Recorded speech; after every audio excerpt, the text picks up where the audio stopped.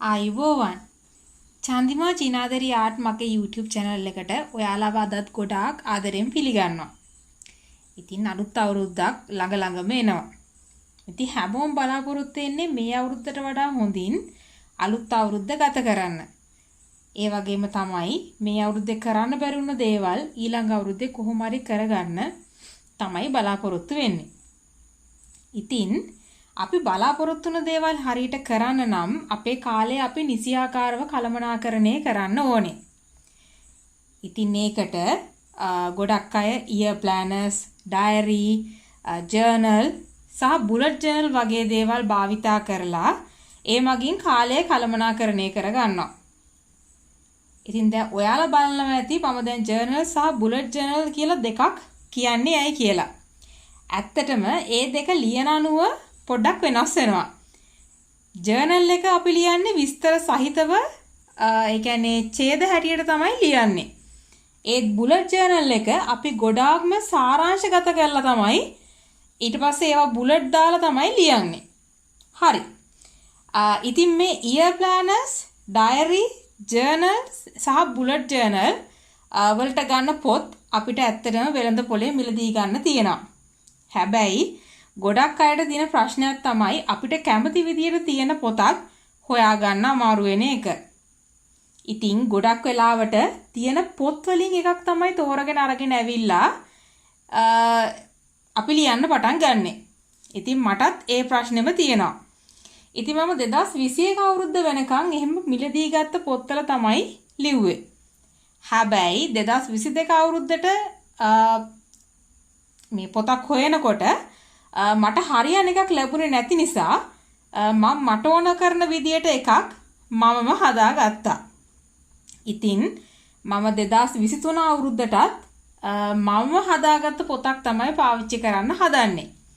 ඉතින් ඒක හැදුවේ කොහොමද කියන එක ඊළඟ වීඩියෝ එකකින් ඔයාලට මම පෙන්නන්නම්. ඊට කලින් ජර්නල් ගැන හැඳින්වීමක් කරන්න තමයි මම මේ හදන්නේ.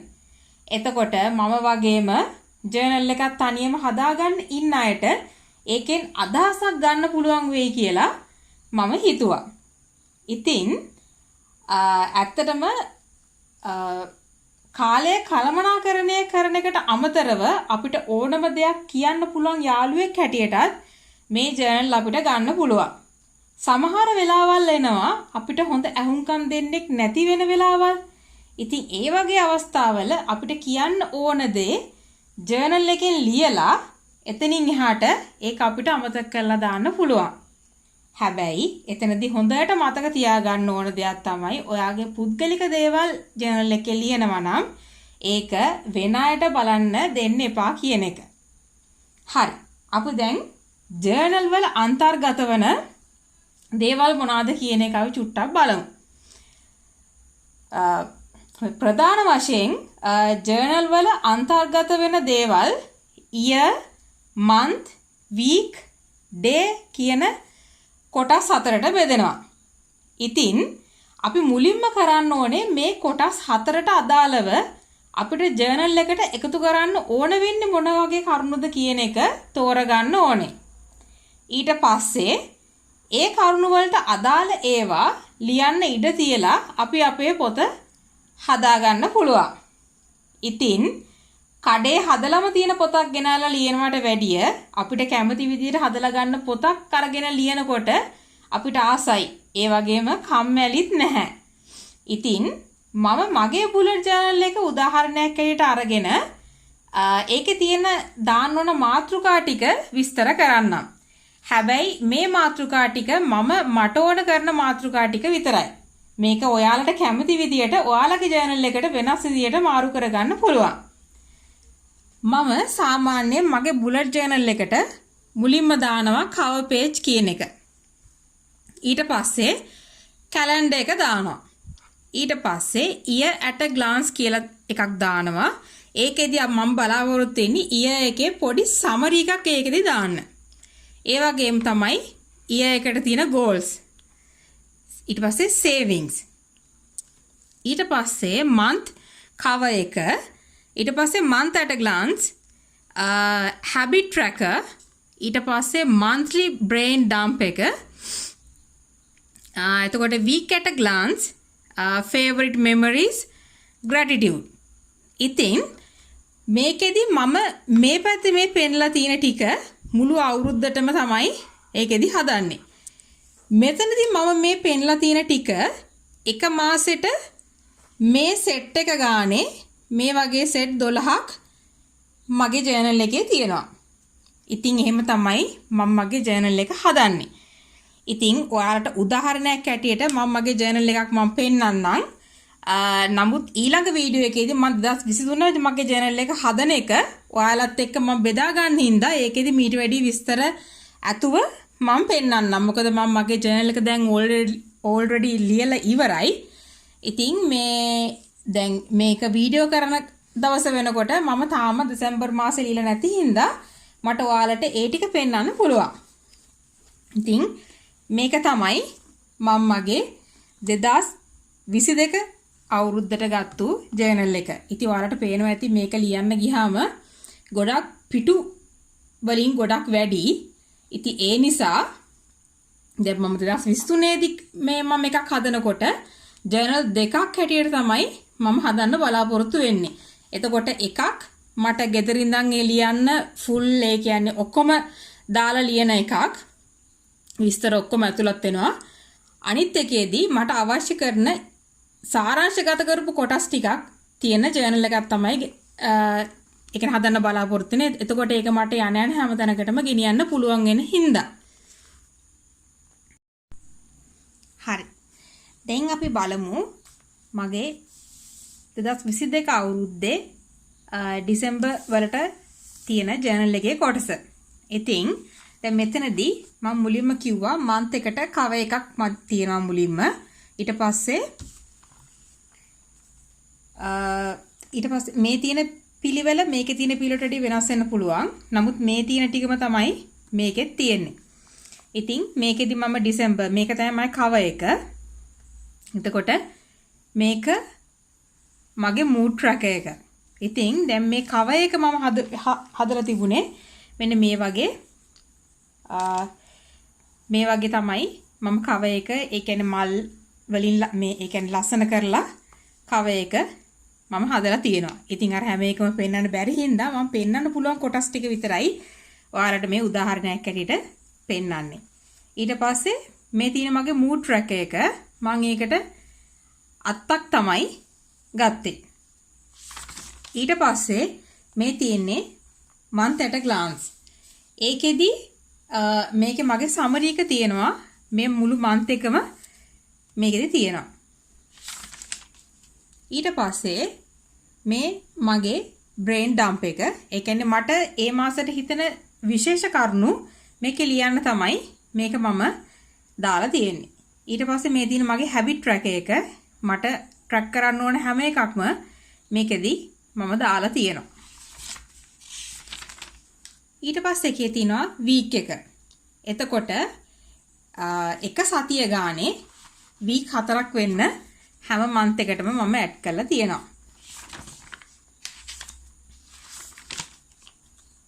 ඊට පස්සේ favorite memories, ඊට පස්සේ gratitude. ඉතින් අර ඒ වගේ ඒවා සමහරක් ඒවා මට මේ තියෙන්නේ මේ month එකක්. ඒක මම හදලා ඉවර වෙච්ච එකක්.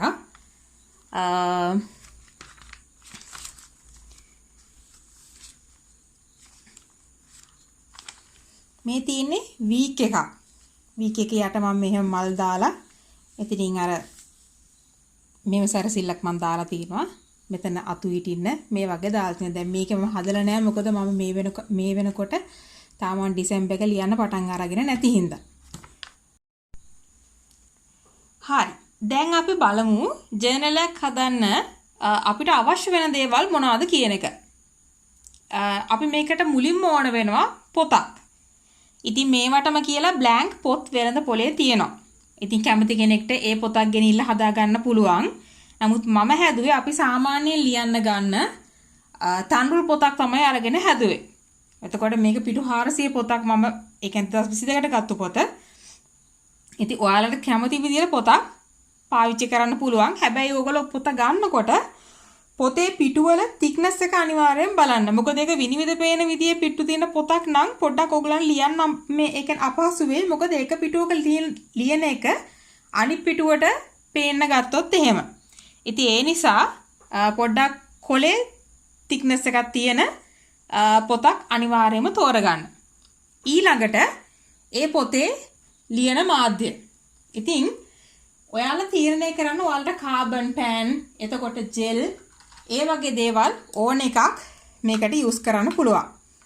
ඉතින් මුලින්ම ඔයගොල්ලෝ තීරණය කරන්න මම මොන පෑන් වලින්ද මේක ලියන්නේ කියලා.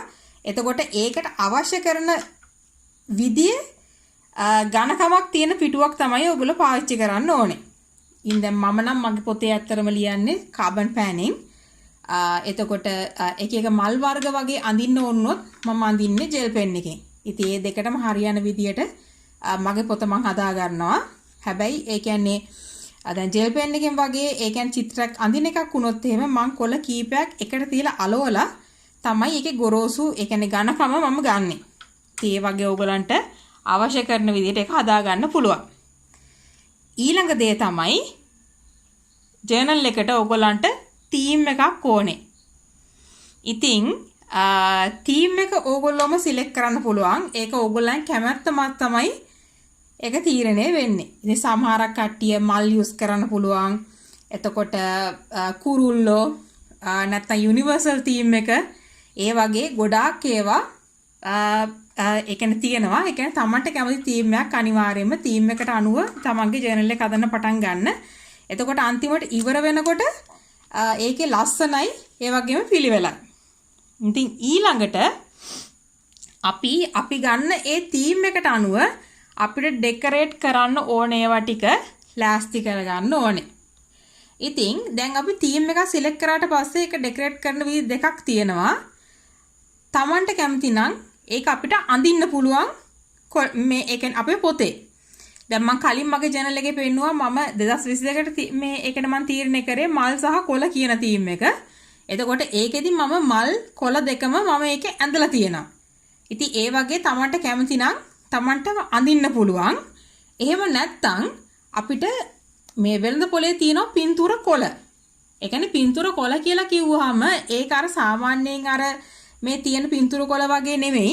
ඒක දැන් අපිට දැන් ඒ කියන්නේ උදාහරණයකට ගත්තොත් අපිට පුළුවන් මේ රැපින් පේපර්ස් තියෙනවානේ. රැපින් පේපර්ස් වල ඒ කියන්නේ ඒ තියෙන ඩිසයින් එක කපලා ගන්න පුළුවන් වෙන විදිහ ඒවා තියෙනවා. ඉතින් ඒ වගේ දේවල් මේ ඒ කියන්නේ ඔයාලට කපලා ඉවර වෙලා එහෙම හදා ගන්නත් පුළුවන්. දැන් මේ මම පෙන්නන ඒවා ඔක්කොම මම මේ රැපින් පේපර්ස් වලින් ගෙනල්ලා ඒක ඒ කියන්නේ අදාළ කොටස විතරක් මට අවශ්‍ය කරන විදිහට මම කපාගෙන මේ හදාගෙන තින්නේ. මේ බෝල පවා රැපින් පේපර්ස් වලින් අපි මම ඒ කියන්නේ මම කපා ගත්තේ ඉතුරුලා තියෙන ඒවා වලින්. ඉතින් දැන් මේ වගේ උනත් දැන් මට මොන හරි ලියන්න පුළුවන් වෙන විදිය නිසා තමයි මේ බෝල මේ මල් ඒවා එහෙම මේ හැම දෙයක්ම රැපින් පේපර්ස් වලින් මම කපාගෙන හදාගත්තේ. ඉතින් දැන් ඕගොල්ලන්ගේ ටීම් එකට අවශ්‍ය වෙන විදිහට කොලයක් මුලින්ම හොයාගෙන හැබැයි ඒකේ පින්තූර පැහැදිලිව කපන්න පුළුවන් එකක් වෙන්න ඕනේ. ඉතින් එහෙම තෝරගෙන මේ ඔයාලට කපලා හදා ගන්න පුළුවන්. මේ තියෙන සමනල්ලු කොළ. මේ වගේ කොළ ඕන තරම් රැපින් පේපර්ස් අපිට ගන්න තියෙනවා. ඒ නිසා Tamanට හරියන කොලේ Tamanට බලලා ගන්න පුළුවන්. ඊළඟට අපි බලමු අපි සාමාන්‍යයෙන් මේ වගේ ජර්නල් වලට යූස් කරනවා වෂි ටේප්ස් කියලා එකක්. ඒ කියන්නේ ඕගොල්ලෝ ගොඩක් අය දැන්ටමත් දන්නව ඇති මොනවද වෂි ටේප්ස් කියලා කියන්නේ. ඒවා ඕනම දෙයකට පාවිච්චි කරන අර පාට චිත්‍ර තියෙන ටේප්. ඉතින් මමත් ඒ වගේ ඒවා පාවිච්චි කරනවා. හැබැයි මෙතන තියෙන ඒවා නම් මම තනියෙන්ම මගේ ඒ කියන්නේ මම්ම හදාගත්තු ඩිසයින් තමයි මේ තියෙන්නේ. ඉතින් ඔයාලටත් මේවා Tamanට කැමති වෙන විදිහේ හදා ගන්න පුළුවන්. මෙන්න මේ දෙක ඇරෙන්න අනිත් ඒවා ඔක්කොම මෙතන තියෙනවා මට අවශ්‍ය කරන විදිහට කලර්ස් වලින් මේ හදාගත්ත ඒවා තමයි මේ තියෙන්නේ. ඉතින් මම ඉදිරියේදී ඔයගලන්ට කොහොමද තනියෙන් වෂි ටේප්ස් හදාගන්න කියන එකත් මම ඉස්සරහට කියලා දෙන්නම්. දැනට අපි මේ ජර්නල් එකට අවශ්‍ය කරන දේවල් ගැන මේ කරන සාරාංශගත කිරීමේදී මේ මෙහෙම ඒ කියන්නේ වෂි ටේප්ස් වගේ දේවල් අපිට අවශ්‍ය වෙනවා කියන එකත් පොඩ්ඩක් මතක තියාගන්න. ඉතින් ඊළඟට අපේ ජර්නල් වලට තව අත්‍යවශ්‍යම දෙයක් තමයි ස්ටෙන්සිල්ස් කියන එක. ඉතින් ස්ටෙන්සිල්ස් ගත්තාම වෙළඳ පොලේදී තියෙනවා මෙන්න මේ වගේ අපිට එක එක විදිහේ ඩිසයින් තියෙන ස්ටෙන්සිල් එතකොට අකුරු තියෙන ස්ටෙන්සිල් එක එක සයිසස් වලින් ගන්න පුළුවන්. ඉතින් මේ වගේ දේවල් අරගෙන තියාගන්න. තමන්ට අවශ්‍යව කරන විදිහට අකුරු තමන්ම ලියනවා නම් ඒත් ප්‍රශ්නයක් නැහැ. නමුත් හරිම ලේසියෙන් මේ ස්ටෙන්සිල් පාවිච්චි කරලා ලියන්න පුළුවන් වෙන හින්දා ඉතින් ඒ වගේ ස්ටෙන්සිල්ස් වගේ දේවලුත් අරගෙන තියාගන්න බලන්න. ඒ වගේ එක එක විදිහේ ස්ටෙන්සිල්ස් තියෙනවා. දැන් මේ ස්ටෙන්සිල් එක බෝල තියෙන එක මේක ඔයාලට කැමති සයිස් එකකින් රවුම් අඳින්න අවශ්‍ය කරන වෙලාවට මේවා පාවිච්චි කරන්න පුළුවන්. ඉතින් මේ වගේ ස්ටෙන්සිල්ස් අරගෙන තියාගන්න. ඒක තමයි ඒ කියන්නේ මේ වගේ දේවල් අවශ්‍ය වෙනවා. මේවා ඔක්කොම එකපාරට ගන්න අවශ්‍ය නැහැ. ඉතින් Tamanට අවශ්‍ය වෙන වෙලාවල් වෙනකොට මේ වගේ ඒවා එක එක අරගෙන තියාගත්තාම ඉතින් අපිට ලේසි. ඊට පස්සේ අපි බලන්න ඕනේ අපි අපේ ඒ කියන්නේ තීම් එක ඇඩ කරන්න ගන්න පාට මාධ්‍යවල. දැන් ඒ කියන්නේ ඕගලන්ට පැටිග්ලම් පාවිච්චි කරන්න පුළුවන්. මේ වගේ highlighters පාවිච්චි කරන්න පුළුවන්. අර pastel color ඒවා එහෙම ගොඩක් අපි පාවිච්චි කරනවා ජර්නල් වලට. ඉතින් පැටිග්ලම් එහෙම පාවිච්චි කරන්න පුළුවන්. හැබැයි ඕගොල්ලෝ පාවිච්චි කරන highlighter වර්ගය අනුව මේ පොඩ්ඩක් බලන්න සමහරක් highlighters බොඳ වෙන්න බලනවා අපි ලියන එක උඩින් ලියනකොට. ඉතින් ඒ වගේ වෙන්නේ නැති highlighters පුළුවන් තරම් තෝරගන්න. ඒ වගේම තමයි ඕගොල්ලෝ අර චිත්‍ර පාට කරන එකට water colors වගේ දේවල් පාවිච්චි කරනවා නම් අනිවාර්යයෙන්ම ඝනකම වැඩි කොළ තියෙන පිටු කොළ තියෙන මේ පොතක් අනිවාර්යයෙන්ම පාවිච්චි කරන්න.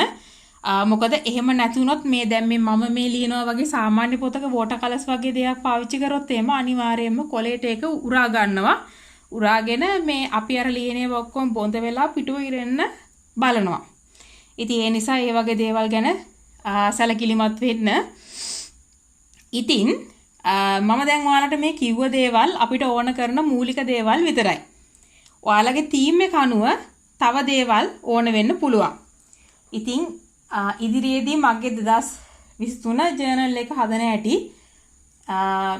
අද මම ඔයාලත් එක්ක මම බෙදා ගන්නවා. එතකොට 2023ට මම ජර්නල් දෙකක් භාවිතා කරන්න තමයි හදන්නේ. ඒක මම ඔයාලට කලින් කිව්වා වගේම එකක් එදිනෙදා අරගෙන යන්න පුළුවන් වෙන විදිහ එකක් සහ අනිත් එක මගේ පෞද්ගලික දේවල් ඇතුළත් එකක්. ඉතින් එකපාරටම 2023 ජර්නල් එක පෙන්වන්නට වඩා ඊට කලින් ඒකට ගන්න දේවල් මොනවද කියලා පෙන්නලා ඉන්න එක හොඳයි කියලා තමයි මට හිතුනේ. ඉතින් ඉක්මනටම ඊළඟ වීඩියෝ එකකින් ඔයාලට ඔයාලා මම මුණ ගැහෙන්නම්. එතකල් ඔයාලට සුබ දවසක්.